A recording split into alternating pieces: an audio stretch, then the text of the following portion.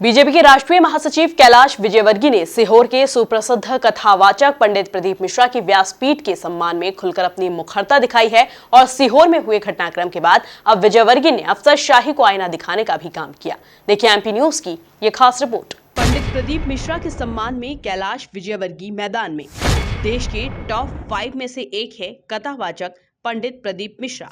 अफसरों के नाम कैलाश विजयवर्गीय का सीधा पैगाम। सीहोर में पंडित प्रदीप मिश्रा के पंडाल को लेकर चल रही राजनीति में अब बीजेपी महासचिव कैलाश विजयवर्गीय भगवाधारी अंदाज में मुखर हो चुके हैं। पहले चिट्ठी लिखकर उन्होंने मुख्यमंत्री शिवराज सिंह चौहान को तत्परता दिखाने की बात कही और अब पंडित प्रदीप मिश्रा के समर्थन में खुलकर मैदान में आ चुके हैं। इसी क्रम में अब उन्होंने अफसरों को भी चेताया है और व्यासपीठ का अपमान करने पर कड़ी आपत्ति भी जताई।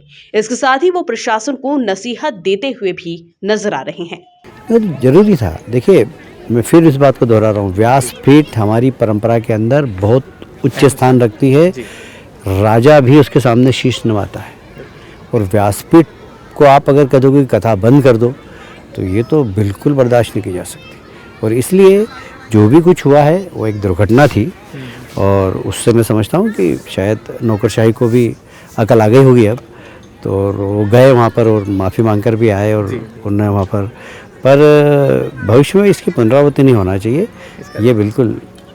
वहीं जब बीजेपी के कद्दावर नेता कैलाश विजयवर्गीय से पूछा गया कि क्या इस घटनाक्रम के बाद पंडित प्रदीप मिश्रा की पॉलिटिकल डिमांड बढ़ गई है, तो उन्होंने देश के टॉप 5 कथावाचकों में से पंडित जी को एक बताया।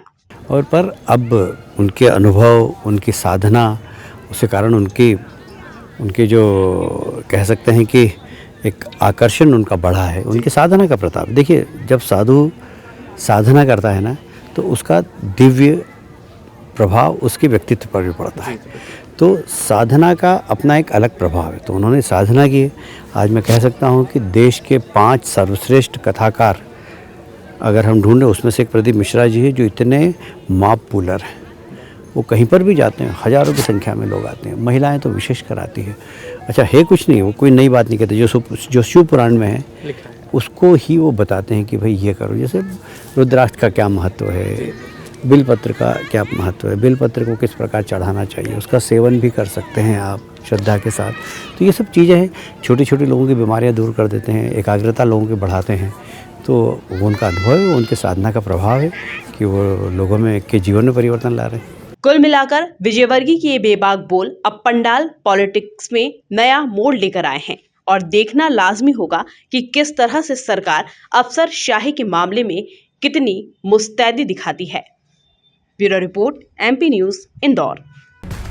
करोड़ों दर्शकों का मिल रहा साथ, एमपी की बात एमपी न्यूज के साथ।